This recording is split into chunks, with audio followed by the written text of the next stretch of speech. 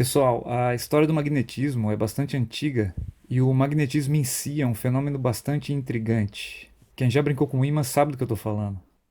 A aula de hoje é sobre magnetismo e eu agradeço a Khan Academy por ter me fornecido esse vídeo. Antes de continuar, recomendo fortemente o canal Art of the Problem, que tem um conteúdo incrível sobre teoria da informação e o eletromagnetismo é só uma parte dela. E é também o canal de onde eu tirei esse vídeo aí.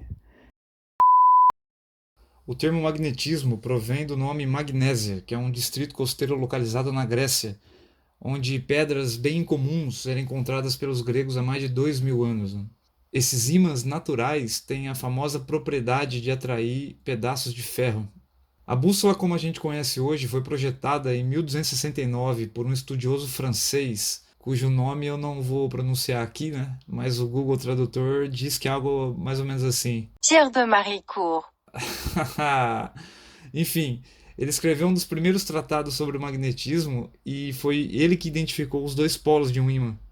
O tratado que ele escreveu foi importantíssimo para a Idade Média. Em 1600, o Gilbert, que foi médico da rainha Elizabeth I, além dele ser um belo construtor de bússola, ele sugeriu que as agulhas das bússolas se alinhavam na direção norte-sul, porque a Terra possuía propriedades de um ímã. Ou seja, a Terra seria um gigantesco ímã.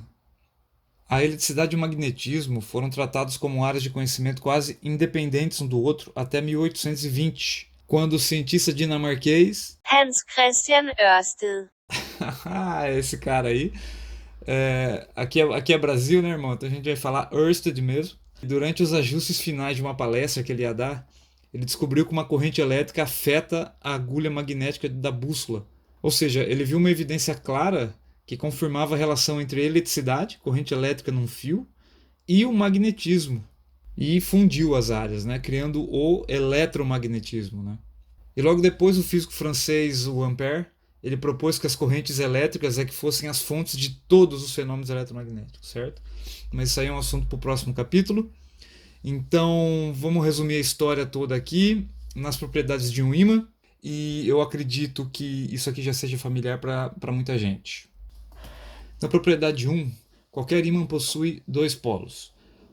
O polo de um ímã é uma região onde o campo magnético ou a força magnética é mais intensa. Se você aproximar um outro ímã desse camarada aí, e você vai descobrir onde estão essas regiões. E os ímãs eles possuem dois polos, que têm comportamentos opostos, que você conhece muito bem. Recebem o nome de polo norte e polo sul. A força trocada entre os polos é a seguinte: quando você tenta aproximar dois polos iguais, né, norte com norte, aparece uma força de repulsão em ambos os ímãs, que a gente vai representar por FB. B vai ser o símbolo do nosso campo magnético. Mesma situação, se você tentar aproximar um polo sul de um polo sul, vai aparecer uma força de repulsão entre eles. Mas quando você tenta aproximar um polo norte de um polo sul, polos opostos, aparece uma força de atração entre eles. Se você chama de FB a força no primeiro camarada, a força no outro camarada tem o mesmo módulo que ela, porém sentido contrário. Por isso do menos aqui. Outra propriedade clássica é que um ímã ele se orienta aproximadamente na direção norte-sul da Terra. Então, se você pendurar um ímã de barra dessa maneira, né, como uma agulha magnética, o polo norte do ímã vai se alinhar com o norte geográfico da Terra e o polo sul do ímã se alinha com o polo sul geográfico da Terra. A Terra em si é um gigantesco ímã, né? Então, se o polo norte da tua bússola se alinha com o norte geográfico, significa que lá no norte geográfico existe o polo sul magnético da Terra, né? E lá no sul geográfico a gente tem o polo norte magnético da Terra. Outra propriedade bem interessante é a inseparabilidade dos polos de um ímã. Quando você tenta separar os polos norte de um polo sul, quebrando esse ímã no meio, o que você tem no final são dois ímãs separados, com polo norte e polo sul cada um. E se você tenta separar de novo esses caras, você tem quatro ímãs com polo norte e polo sul. Você nunca vai encontrar na natureza um polo norte separado de um polo sul. E essa é uma das diferenças principais entre campo magnético e campo elétrico. As linhas de campo, isso aqui é um ímã sendo separado, beleza? As linhas de campo magnético elas são fechadas, sempre, enquanto que as linhas de campo elétrico elas podem se estender até o infinito. Então existe a frase clássica, né? Não existem monopolos magnéticos na natureza. Pelo menos até hoje não encontraram, beleza? Tudo isso que eu acabei de falar, a gente vai colocar uma matemática bastante substancial por cima. que é a meta da aula, beleza? Uma palavra sobre a teoria de campos em física, ela surge principalmente para sanar a dificuldade que a física tem com as famosas ações à distância. Como é que dois corpos sentem a presença um do outro sem que haja contato entre eles? Né? Por exemplo, a força gravitacional. A explicação vetorial ajuda até certo ponto, né? Na verdade, ela só mascara o problema. A ideia básica de campo é a seguinte, ó. Além desses dois corpos aí que estão interagindo, a gente introduz no sistema um terceiro agente físico, que estava aí o tempo todo e a gente não se deu conta, que é o espaço. O espaço ele tem muitas propriedades, tá? E a lógica é a seguinte, ó, o primeiro corpo ele modifica o espaço ao seu redor e o segundo corpo ele sente essa modificação do espaço, sente entre aspas, né? E interage com ela. Essa modificação do espaço causada pelo primeiro corpo é o que a gente chama de campo. No caso aqui, o campo magnético. É dessa forma que os corpos se comunicam, que os corpos interagem entre eles à distância. Vamos definir melhor o que é o campo magnético. A gente vai representar pela letra B maiúscula. E para visualizar o campo ao redor de um ímã ou ao redor de qualquer fonte de campo magnético, a melhor maneira é passear com uma bússola ao redor dele. A orientação da bússola em cada ponto do espaço acaba mapeando o campo, certo? Essa região aqui em volta do ímã. E a gente define em cada ponto um vetor campo magnético B que é orientado na mesma direção da bússola. O sentido de B aponta no sentido norte da bússola. A outra visualização possível é através de linhas de campo. Se você ligar cada ponto do espaço que você mapeou com o B, você vai ter essa representação de linhas. Essas linhas têm uma orientação e, por convenção, elas nascem no Polo Norte e morrem ou entram no Polo Sul. Isso para qualquer ímã, hein? Lembrando que o campo magnético é uma entidade tridimensional, porque o espaço em si ele é tridimensional. Aqui está uma representação do campo magnético da Terra, se a Terra fosse uma esfera perfeita, certo? O polo norte da Terra está aqui no sul geográfico, então as linhas estão nascendo aqui e morrendo no polo sul, aqui em cima. E as fontes de campo magnético são duas. A primeira aqui é a própria matéria. A gente diz que quando o universo surge e a matéria surge, intrínseco a ela está o campo magnético. O que eu quero dizer é, se você começa a dividir a matéria em pedaços cada vez menores, conseguindo ímãs cada vez menores, em algum momento você vai chegar num ímã fundamental. A gente chama esses ímãs fundamentais de dipolos magnéticos. E muitas partículas, como prótons, nêutrons, elétrons, eles são ímãs, pequenos ímãs naturais. Esses dipolos têm uma representação matemática, é abstrato, né? Mas não vem agora ao caso entrar em detalhes. Mas o interessante é o seguinte, a matéria macroscópica que não é magnetizada, mesmo tendo inúmeros dipolos magnéticos, ela não apresenta um magnetismo porque esses dipolos estão desorientados e a resultante de tudo isso aqui, né, o campo magnético resultante disso aqui tudo é zero. Mas quando a gente passa um campo magnético numa direção, tem certos materiais, como o ferro, por exemplo, cujos dipolos se organizam todos numa direção e se mantêm assim, e dessa maneira a gente magnetiza um outro material. Esse material se transformou num novo ímã, que é muito o exemplo do vídeo do começo da aula. A outra fonte de campo magnético são cargas em movimento. E a gente entende cargas em movimento como corrente elétrica. Então, quando você passa corrente elétrica por um fio, ao redor dele vai aparecer o campo magnético. A geometria desse campo é bizarra, a gente vai estudar no próximo capítulo, né? E a gente vai dobrar esse fio de várias maneiras para a gente ter um formato de campo específico que a gente precisa. Inclusive o campo magnético da Terra ele é formado pelo movimento de cargas aqui dentro, no interior da Terra, né? Tranquilo, tá aqui um link se você quiser ler mais a respeito, fica a dica aí. Agora, o coração da aula é estudar a força magnética atuando numa partícula carregada. Vamos misturar as coisas agora. Eu vou pegar uma partícula que tem carga elétrica, fazer ela se movimentar próxima de um ímã e vamos tentar entender como que é a força magnética sobre aquela partícula. É através do experimento que a gente conclui que eu vou te mostrar aqui. Então, primeiro ponto. A intensidade da força magnética numa carga, ela é proporcional à carga e também proporcional à velocidade dessa partícula carregada. Esse aqui é o primeiro ponto curioso, porque até agora nenhuma força dependia de velocidade. E quando a gente está falando de velocidade, a gente também está falando de referencial. Então, aparece na natureza uma força que depende do referencial. Isso aqui abriu ampla discussão no mundo científico, e quando os cientistas começaram a pensar um pouquinho mais a respeito disso, como por exemplo o seu Einstein, as conclusões que eles tiraram mudou completamente o mundo e como a gente vê o universo. Isso é assunto para outra aula. Mas vamos lá, agora eu vou te falar como é que essa força depende da velocidade. Então, primeiro, quando a velocidade é paralela ao campo, a força sobre a partícula é nula.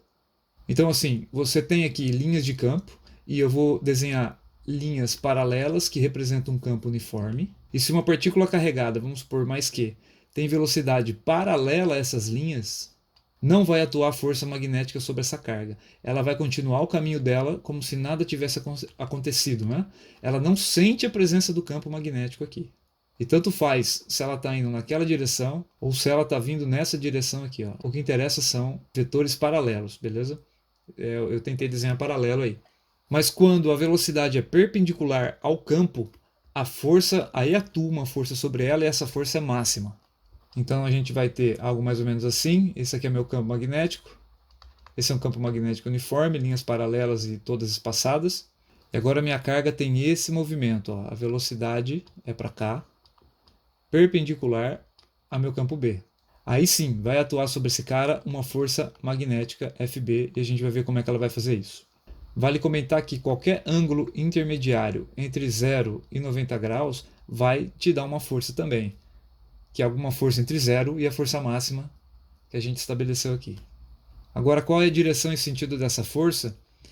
A força magnética é perpendicular tanto à velocidade quanto ao campo B. Ou seja, ela é perpendicular a V e a B ao mesmo tempo. Você consegue imaginar uma força que é perpendicular a um vetor V e a um vetor B ao mesmo tempo? Para desenhar isso, cara, você vai ter que pensar em 3 dimensões. Você imagina que tem um plano aqui e esse plano contém o vetor V e o vetor B. O vetor força magnética é um vetor que não está contido no plano definido pela velocidade e pelo campo magnético. Mas olha que interessante, os matemáticos eles já tinham uma resposta para o que está acontecendo. Você já ouviu falar do tal produto vetorial? O produto vetorial definido entre dois vetores é aquele que te gera um terceiro vetor perpendicular àqueles outros dois. Então a força magnética, na verdade, ele é um produto vetorial entre velocidade e campo. O último comentário é que cargas opostas apresentam forças magnéticas opostas. A carga positiva é atraída por uma direção e a negativa para outra, mesmo tendo a mesma velocidade no mesmo campo. Bom, em resumo, em notação matemática, é assim que a gente escreve a força magnética. Esse vetor ele é igual à carga, ou proporcional à carga, e proporcional ao produto vetorial da velocidade com o campo. E é nessa ordem que você lê, hein? Você não pode escrever o B vetor V. O produto vetorial, a ordem importa, certo? Então você faz o produto vetorial de V com B. Velocidade com campo. Qual é a unidade de campo aqui, certo? A unidade de força a gente conhece, é Newton. A unidade de carga é Coulomb. A unidade de velocidade é metro por segundo. Então, se eu jogar esses caras para o lado de lá, a unidade do campo é Newton dividido por ampere vezes metro. E toda essa unidade aqui vai receber o nome de Tesla, cujo símbolo é o T maiúsculo. Em homenagem ao grandíssimo inventor, engenheiro, físico, tudo de bom aí, o Nikola Tesla, nessa pose sensual.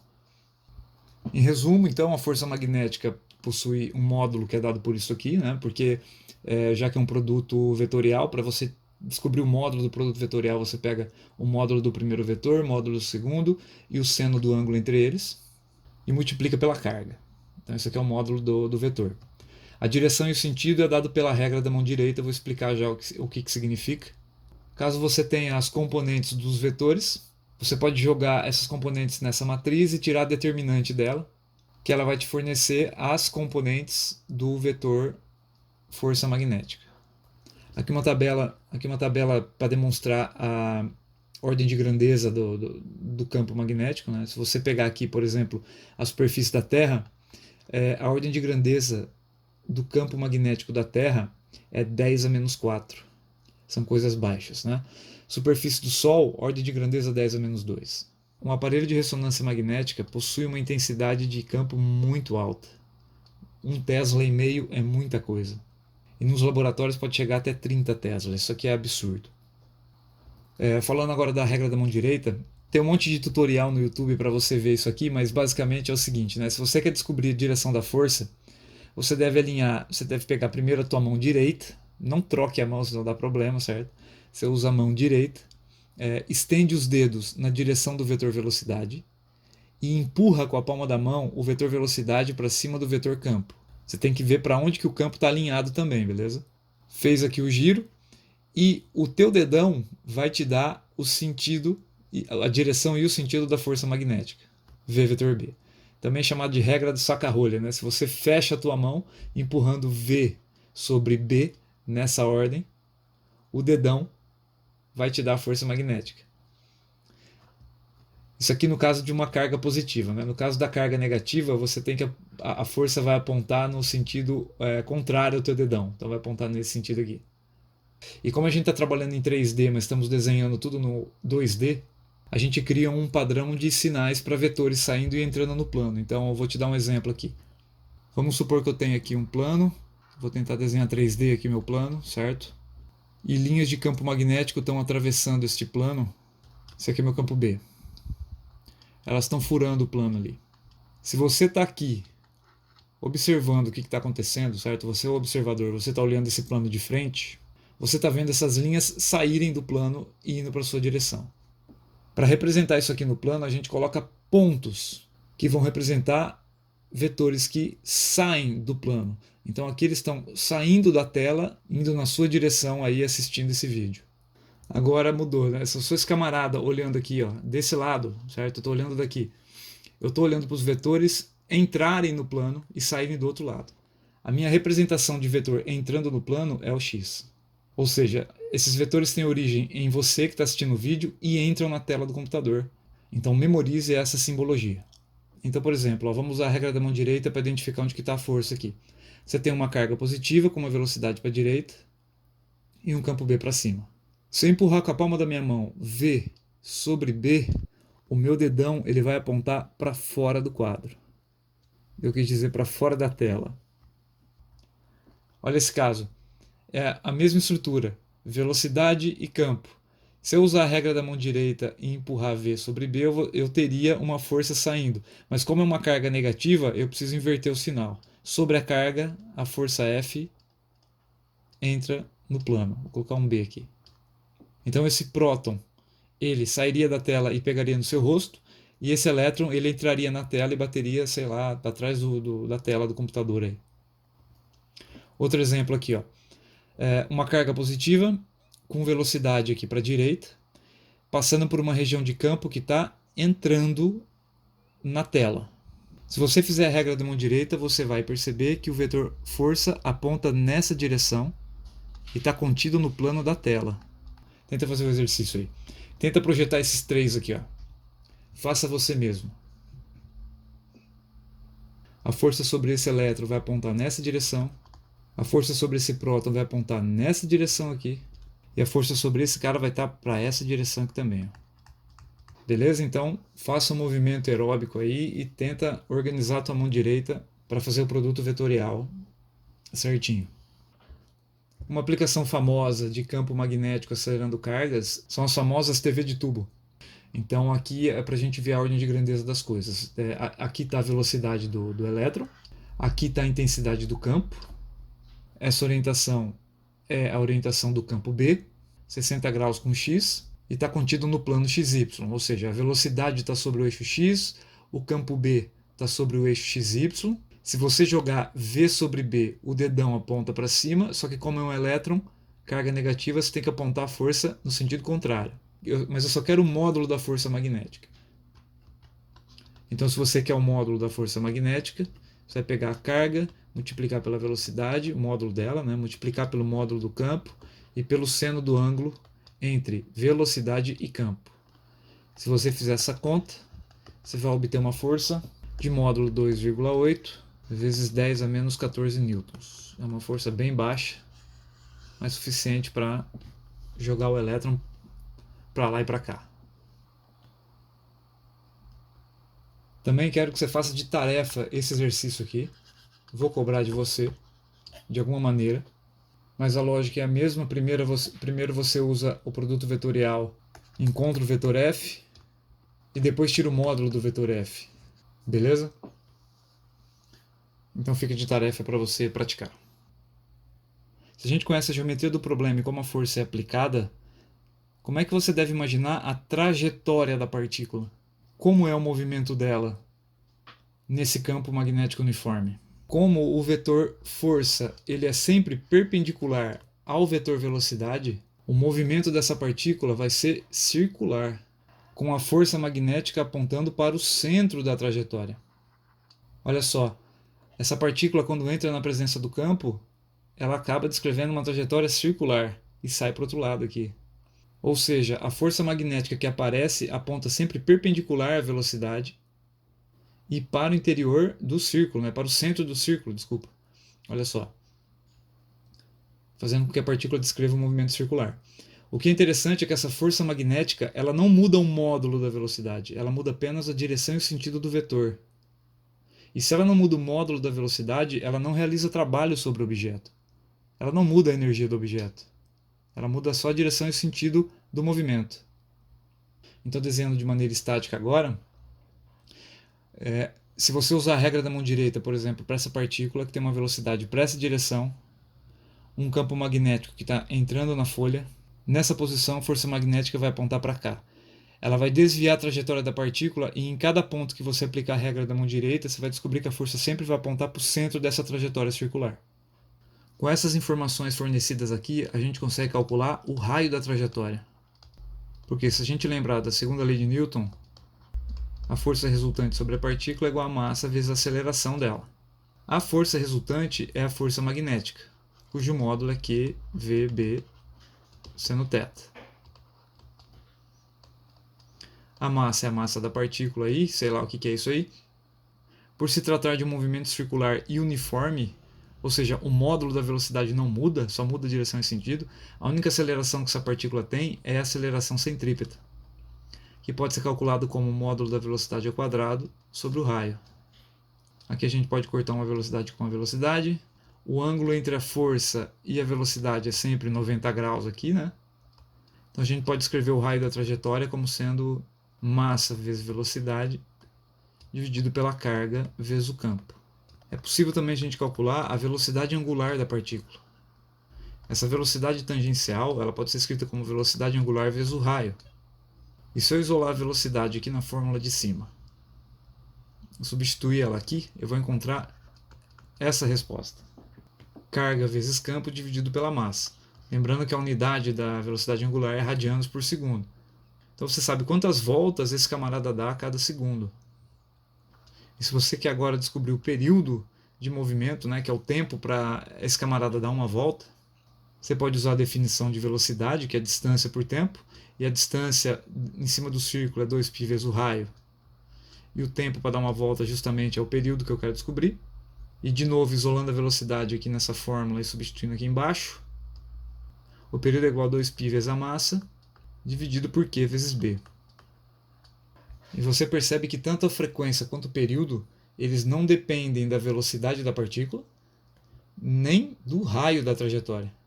Só vão depender da própria partícula, né, massa e carga, e do campo aplicado ali. É um resultado curioso e bastante explorado nos laboratórios de física para acelerar partículas. Vamos simular aqui o movimento da minha partícula no plano 3D. Se eu der play na minha animação, minha partícula vai fazer um movimento circular, dessa maneira aí no plano, porque tem um campo magnético que eu vou mostrar aqui. Pronto. Está aí meu campo magnético, aqui as linhas saindo da tela, né? Vamos diminuir a densidade do campo, ou seja, diminuir a quantidade de linhas. O meu raio vai ficando maior. É isso aqui que eu tenho. O que é interessante aqui? O interessante é que se eu der uma velocidade y para essa partícula, ela vai começar a fazer um movimento em espiral. Por quê? Conforme ela apresenta o movimento circular no plano XY, ela também caminha com uma velocidade de 0,09 no eixo Z. Esse é o famoso movimento helicoidal. Isso acontece quando o ângulo entre a velocidade e o campo não é exatamente 90 graus, é alguma coisa entre 0 e 90 graus. Então a gente tem uma projeção da velocidade no eixo Z.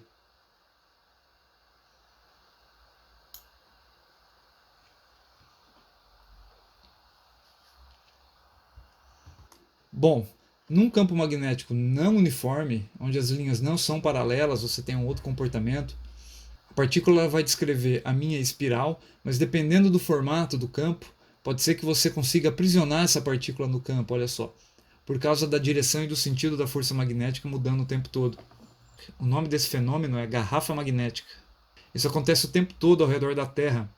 O campo magnético da Terra ele é completamente deformado pelo vento solar. O vento solar são partículas que o Sol emite muito velozes e elas são defletidas pelo campo magnético da Terra para longe. O campo magnético da Terra protege a superfície da chegada do vento solar. E em algumas regiões ao redor da Terra, essas partículas ficam aprisionadas. Essas regiões são conhecidas como cinturão de Van Allen. E os astronautas em órbita da Terra, eles entram e saem dessas regiões o tempo todo. Em alguns ventos solares mais intensos, pode ser que partículas acabam atingindo essas regiões de polos onde o campo é mais intenso, elas acabam ganhando mais energia e elas espiralando atingem a atmosfera e excitam o ar atmosférico que emite luz. Essa luz aí é chamada de aurora. A aurora boreal se acontece no Polo Norte e a aurora austral se acontece no Polo Sul. E elas acontecem nas regiões de polos, que é onde o campo magnético é mais intenso. Muitos planetas apresentam auroras, principalmente aqueles em que o campo magnético é muito intenso, como os gigantes gasosos. Esse aqui é Saturno. Vamos terminar a aula com dois exercícios básicos de aplicações aqui. O próton se move numa órbita circular de raio 14 centímetros em um campo magnético uniforme de intensidade 0,35 Tesla. Encontre a velocidade do próton. Considere o campo perpendicular à velocidade. Então, ângulo de 90 graus entre eles aqui, beleza? Então, item A, a gente sabe que a trajetória vai ser circular. A gente sabe como determinar o raio da órbita. Isolando a velocidade, eu tenho... E se eu resolver essa conta, eu vou ter 4,7 vezes 10 a sexta metros por segundo. Velocidades altíssimas para as partículas elementares, né? E a pergunta B é muito boa, né? O que muda se ao invés de um próton for um elétron? Mantendo a velocidade e o campo os mesmos do item A.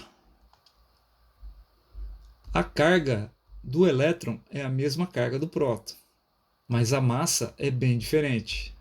A massa do elétron é bem menor do que a massa do próton, o que me resultar uma velocidade de movimento do elétron muito maior do que a velocidade do próton. O próton ele tem muito mais inércia do que o elétron. Movimentar um próton é muito mais difícil que movimentar um elétron. Além disso, o sentido da trajetória também ia mudar. Né? Se a gente coloca uma carga de mais 2 positiva, né? Mais 2 vezes 10 a menos 16 Coulomb, e joga nesse campo que está saindo do papel, eu vou ter esse movimento. A força magnética aponta nessa direção. Mas se eu mudo aqui a minha carga, se eu coloco uma carga negativa e lanço de novo o camarada, olha só, ele se move na outra direção, porque agora a força mudou de sentido. Mas a gente mudou também a massa. A gente colocou uma partícula com uma massa bem menor. Eu devia mudar a potência de 10 aqui também, mas eu não consigo, beleza? E quando começa o problema, olha só, o raio da trajetória é muito mais curto. Porque a força magnética consegue alterar a trajetória desse cara de uma maneira muito mais fácil. Essa animação aqui ilustra esse exercício. Com a diferença que o que está entrando aqui é uma carga positiva. E aqui no exemplo a gente está falando de elétron, beleza? O elétron ele faria essa trajetória aqui, ó, e sairia para cá. Mas sem crise. Elétrons são acelerados a partir do repouso por uma diferença de potencial de 350 volts. Essa região aqui estabelece uma diferença de potencial de 350 volts. A gente sabe a diferença de energia daqui até aqui que o elétron tem para acelerar. E a gente sabe calcular essa quantidade de energia. Beleza. Depois que eles aceleram, eles entram numa região de campo magnético uniforme, perpendicular à velocidade, e o raio da trajetória vai ser de 7,5 cm. Então deixa eu desenhar aqui o raio. Sei lá, pegar aqui, até aqui. É o raio da trajetória. Tá ficando feio meu desenho. Primeiro, qual é o módulo do campo magnético? Qual é a velocidade angular dos elétrons? E como um pico de tensão no momento da aceleração dos elétrons altera a frequência angular. Será que altera? Ou seja, se isso aqui mudar para 400 volts, o tempo que leva para ele andar meia circunferência, por exemplo, é alterado? Bom, vamos fazer a conta. Deixa eu limpar isso aqui. Vamos calcular a velocidade com que o elétron chega na região de campo. E para isso a gente vai usar considerações com relação à energia. Por quê? A energia cinética que o elétron vai ganhar é igual à energia potencial que vai diminuir. Essa energia potencial que diminui é transformada em energia cinética e o elétron tem movimento. Então desse lado eu tenho a massa do elétron, velocidade ao quadrado sobre 2. E desse lado aqui eu vou usar a definição de variação de potencial, que é a variação de energia potencial dividido pela carga do sujeito. Então aqui eu pego a carga do sujeito e multiplico pela diferença de potencial. Substituindo os valores eu vou ter isso aqui, que quando eu resolvo eu vou ter uma velocidade para o elétron de 1,11 vezes 10 a sétima metros por segundo. Agora a gente pode usar a equação que a gente viu do raio para descobrir a intensidade do campo. Isolando o campo aqui e substituindo os valores, a gente vai ter 8,4. Isso aqui me dá 8,4 vezes 10 a menos 4 Tesla. O item B, para descobrir a velocidade angular, eu preciso lembrar que a velocidade linear é a angular vezes o raio, e substituindo tudo que eu tenho, eu vou descobrir que a velocidade angular é de 1,5 vezes 10 a oitava radianos por segundo. Ou seja, o elétron ele completa um círculo 24 milhões de vezes por segundo. Olha que bacana. E o item C é o seguinte: se existir um pico de tensão e a tensão, por exemplo, aumente bastante, isso vai impactar na velocidade do elétron, velocidade de entrada do elétron, essa velocidade vai aumentar. Porém, fazendo substituições aqui, você descobre que ômega não depende da velocidade. Ou seja, a velocidade angular se mantém a mesma, independente de como você acelera esse elétron lá fora, como a gente já tinha discutido anteriormente. Beleza, galera? Era isso que eu tinha para falar para vocês nessa aula introdutória do assunto. Esse capítulo ele se estende ainda um pouco mais. Então, bons estudos e até a próxima aula.